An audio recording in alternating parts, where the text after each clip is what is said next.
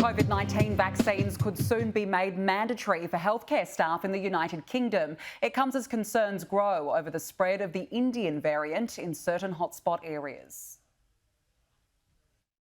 The reminders that COVID is ever present are inescapable in Leicester, one of the areas where the so-called Indian variant is now the dominant strain.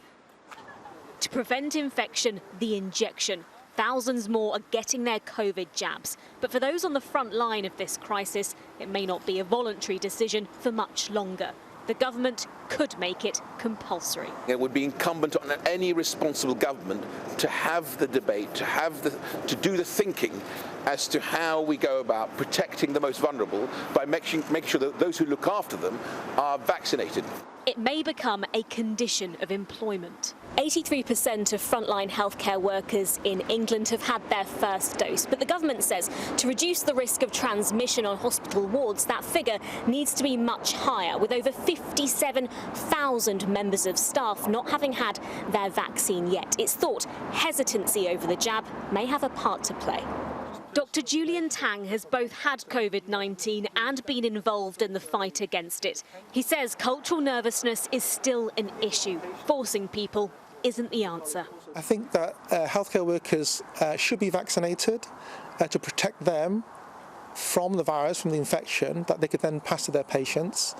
But again, compulsory is a difficult word. You can't force people to be vaccinated.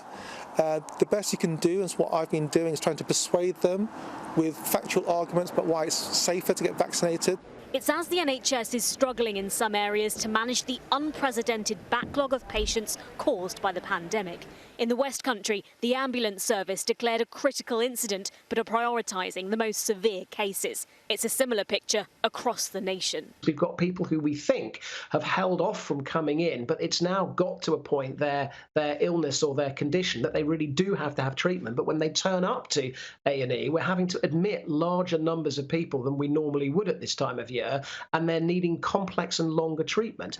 A consultation on the mandatory immunising of care home workers closed only a few days ago. The same process may start for hospital staff soon.